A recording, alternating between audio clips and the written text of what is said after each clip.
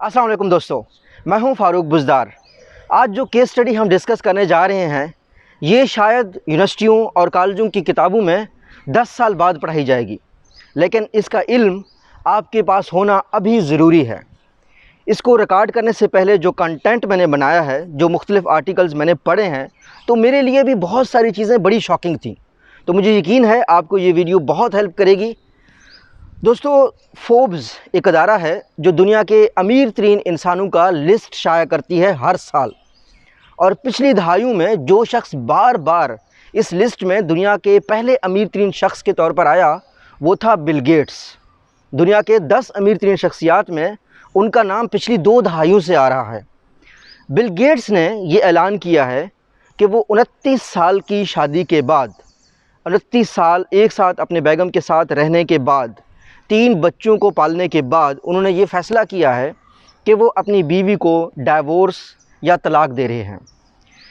ये जो तलाक है ये 2 शख्सियात का अलग होना नहीं है, बल्कि इससे बहुत सी कंपनीज़ जुड़ी हुई हैं। दुनिया में एक अदारा है गेट्स फाउंडेशन के नाम से। उस फाउंडेशन ने 50 बिलियन अमरीकी डॉलर यानी 50 अरब रुपए तकरीबन दुनिया में पोलियो को ख़त्म करने के लिए, दुनिया में मुख्तलिफ़ वैक्सीन बनाने के लिए ख़र्च किए हैं। दुनिया में जो मौजूदा कोरोना का मसला चल रहा है, जो वैक्सीन बनाई जा रही है, इसमें जो सबसे ज़्यादा इन्वेस्टमेंट, जो सबसे ज़्यादा डोनेशन खैराती काम किया है वो गेट्स फाउंडेशन ने किया है। तो ये जो डाइवोर्स है ये 2 पहलुओं को कवर करती है। पहला पहलू रिलेशनशिप के हवाले से है। लोग ये समझते हैं पैसा सब कुछ है। नहीं जनाब, ये केस स्टडी हमें बता रही है कि पैसा सब कुछ नहीं है। दुनिया का अमीर तरीन शख्स भी अपनी बीवी को खुश नहीं रख सका। यार, दुनिया का या एक खातून दुनिया के अमीर तरीन शख्स से भी नहीं खुश रह सकी। इसका मतलब है कोई और चीज़ें हैं, जैसे कि आपका प्राइवेसी, आपका रिस्पेक्ट, आपकी मोहब्बत, और भी ज़िंदगी के बहुत से पहलू हैं जिनकी वजह से ये रिश्ता टूटा है। ये पहली बार नहीं हुआ है। ये पिछले सालों में अमेरिकन एक और अमीर तरीन शख्सियत थे, जेफ बेजोस, अभी दूसरे नंबर पर आ गए हैं। पिछले 2-3 साल में पहले नंबर पे थे। उनका भी डाइवोर्स हो गया था। सो एक चीज़ हम कंक्लूड कर सकते हैं कि रिलेशनशिप्स में या रिलेशनशिप्स को सस्टेन करने में या दुनिया में किसी भी चीज़ को हासिल करने के लिए पैसा सब कुछ नहीं है। दूसरी साइड ये है कि रिलेशनशिप के टूटने के बाद भी इन लोगों के काम जारी रहते हैं, इन लोगों के अदारे जारी रहते हैं।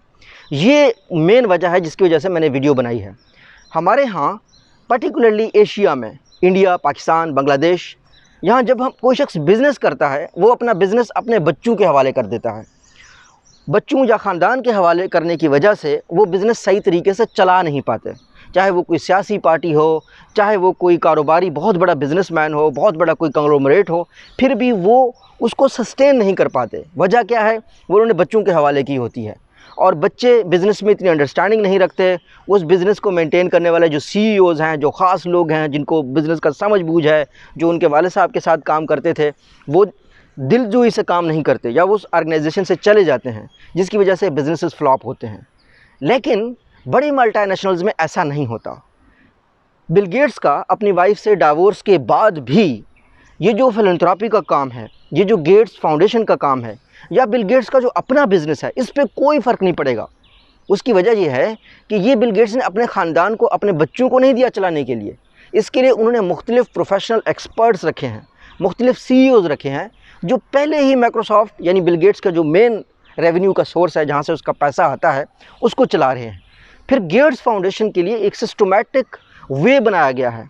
उसके फंड रेजर से बात करने के लिए सिस्टमेटिक तरीका बनाया गया है। उस गेट्स फाउंडेशन को दुनिया के अमीर तरीन लोग और भी स्पॉन्सर करते हैं, जैसा कि वॉरेन बफेट इसमें जो है ना फंडिंग देता है।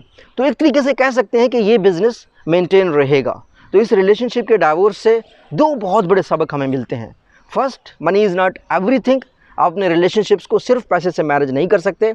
दूसरी चीज़ ये है कि अगर आप कोई इकट्ठा बिज़नेस कर भी रहे हैं तो ज़रूरी नहीं है कि आपके रिश्तों के ख़त्म होने के बाद वो बिज़नेस ख़त्म हो, वो बिज़नेस डिवाइड हो।